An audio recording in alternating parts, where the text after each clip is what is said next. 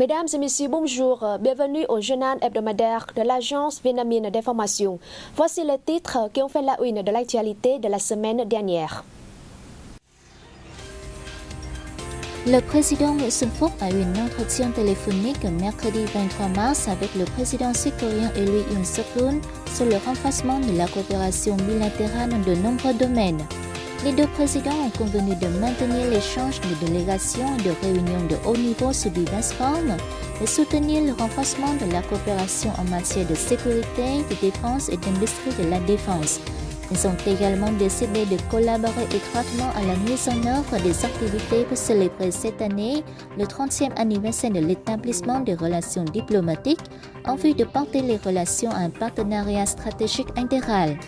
Ils ont affirmé que les deux pays se coordonneraient dans la mise en œuvre de mesures visant à porter le commerce bilatéral à 100 milliards de dollars d'ici 2023 et à 150 milliards d'ici 2030.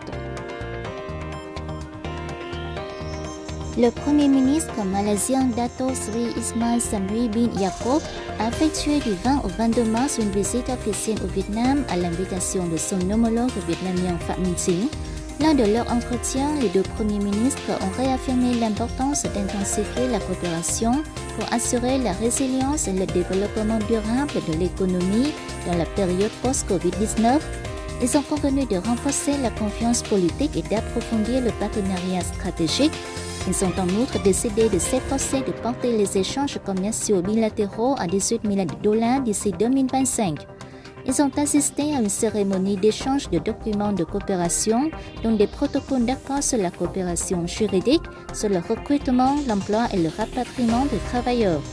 Durant son séjour, le Premier ministre malaisien a rendu des visites de courtoisie au secrétaire général du Parti communiste du Vietnam Nguyễn Phú Trọng, au président vietnamien Nguyễn Xuân Phúc et au président de l'Assemblée nationale Vương Đình Huệ.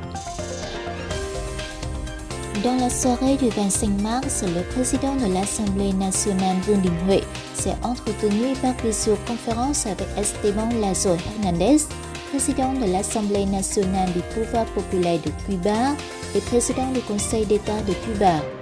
Les deux dirigeants ont affirmé que l'amitié et la solidarité fraternelle spéciale entre le Vietnam et Cuba étaient un bien précieux des deux nations.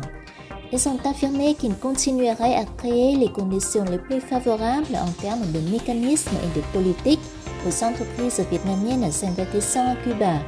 Ils ont convenu de continuer à promouvoir la coopération économique et commerciale entre les deux pays pour la développer à la hauteur de l'amitié spéciale Vietnam-Cuba. Ils ont également décidé de promouvoir la coopération dans l'agriculture, la pêche, la santé, les biotechnologies et le tourisme. À cette occasion, Vương Đình Huệ a annoncé que l'Assemblée nationale vietnamienne accorderait prochainement à l'organe législatif cubain des équipements informatiques pour l'aider à améliorer l'efficacité de ses activités. Le président Nguyễn Xuân Phúc a reçu le 25 mars à Hanoï la secrétaire générale de l'Organisation internationale de la francophonie ou OIF, Louise Mushikiwabo, en visite officielle au Vietnam. Lors de la rencontre, le chef de l'État a affirmé que le Vietnam continuerait à être un membre actif et responsable de l'OIF. Il a demandé à la francophonie de soutenir le Vietnam dans le renforcement de sa coopération avec l'Union africaine, ainsi que la formation professionnelle et de la langue française des officiers participant aux opérations de maintien de la paix de l'ONU. Pour sa part, Louise Mushikiwabo a affirmé que le Vietnam était un membre très important de l'OIF. Elle a également souligné que les pays francophones s'intéressaient à la promotion de la coopération économique et commerciale avec le Vietnam. Durant son séjour, la secrétaire générale de l'OIF a eu un entretien avec le ministre des Affaires étrangères Bùi Thanh Sơn. Elle a également participé à diverses activités concernant la francophonie.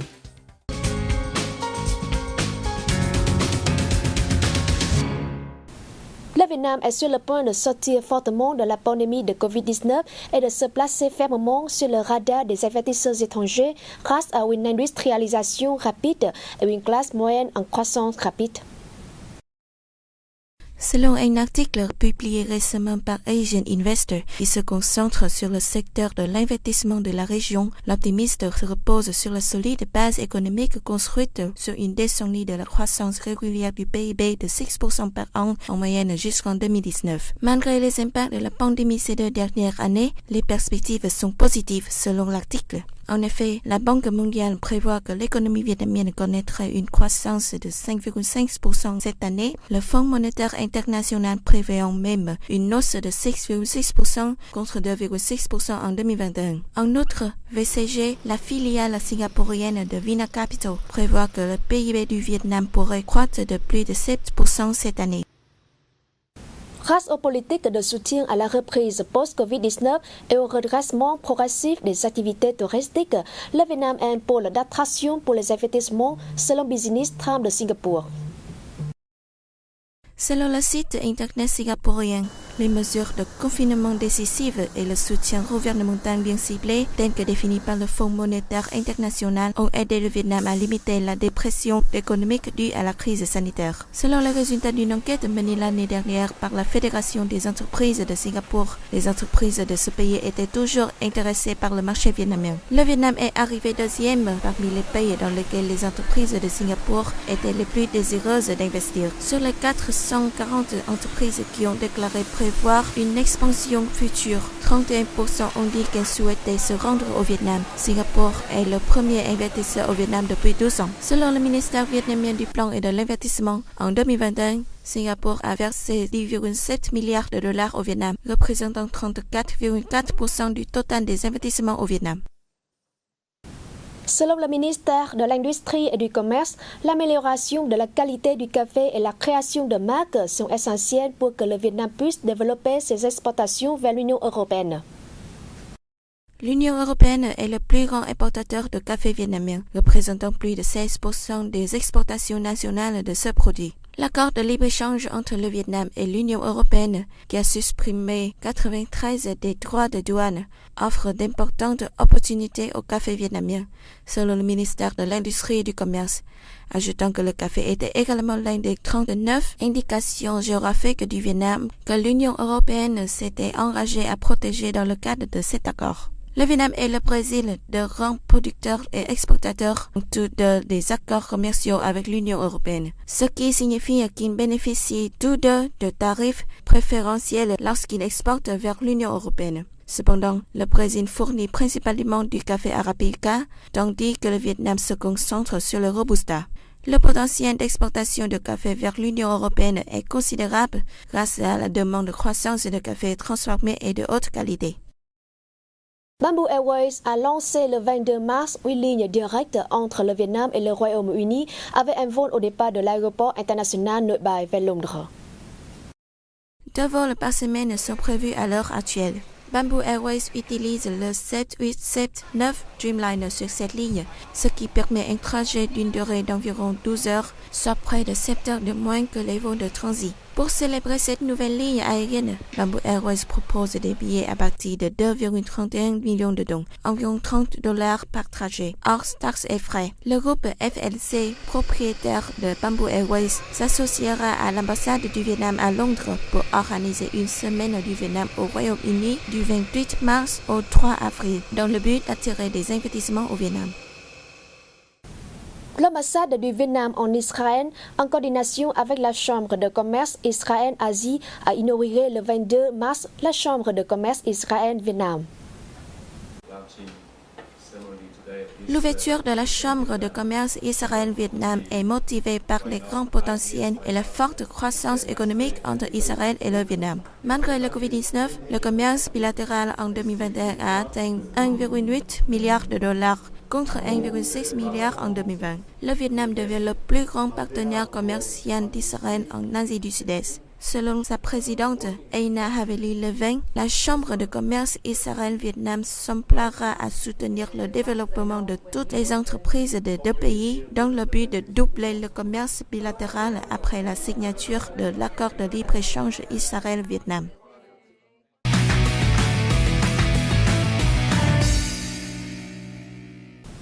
Hanoï a terminé tous les préparatifs des 31e Jeux d'Asie du Sud-Est ou CIREM 31.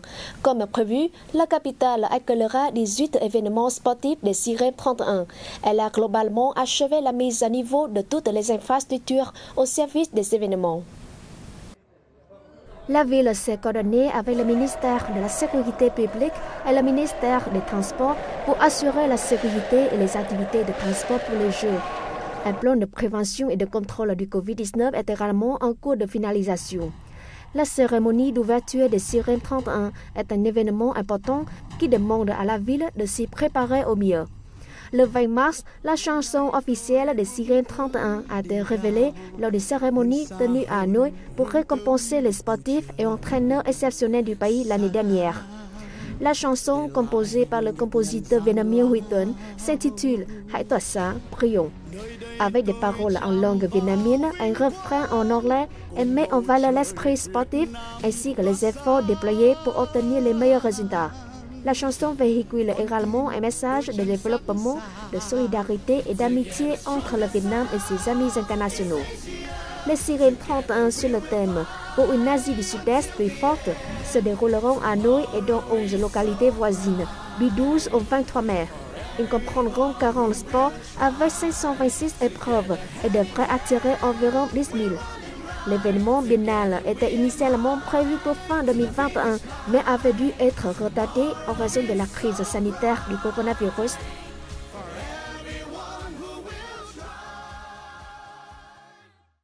Des médias allemands ont rapporté que le Vietnam avait supprimé les exigences de quarantaine pour les touristes internationaux dans le but de faciliter la reprise de son secteur du tourisme durement ébranlé par le Covid-19.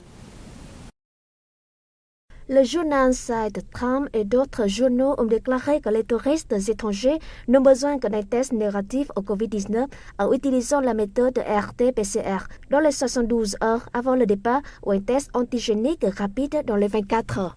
Selon ce journal, ceux qui ne sont pas testés avant d'arriver au Vietnam doivent passer un test dans les 24 heures dès leur arrivée et ne peuvent quitter leur logement que si leurs résultats sont négatifs. Le journal Stuttgart a recommandé aux touristes de venir au Vietnam pour faire un voyage à travers le pays d'environ un mois à vélo. Selon son article, le Vietnam a des paysages diversifiés avec des forêts denses, des montagnes, des plages et des rizières.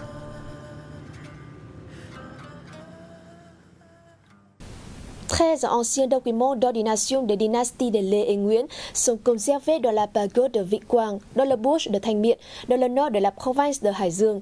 Rejoignez-nous pour y jeter un coup d'œil.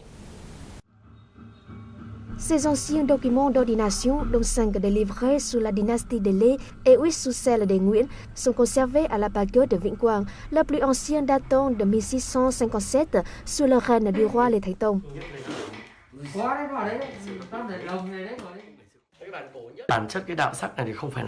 La conservation des documents d'ordination est simple. Comme ils ont été écrits sur du papier de haute qualité, nous n'avons qu'à les rater au sec et éviter l'infestation par les termites. Selon le bon gérant de la pagode, les 13 documents d'ordination sont intacts avec les sceaux des rois bien visibles. Lors d'une réunion avec des responsables du village et du bourg au début de l'année, le bon gérant de la pagode a assuré que ces documents étaient conservés en toute sécurité, espérant que la population locale contribuerait aussi aux efforts de préservation. Vieux de plus de 3 siècles, ce sont les documents d'ordination les plus anciens de la province de Hải Dương. Ce sont des trésors importants qu'il est nécessaire de préserver, via notamment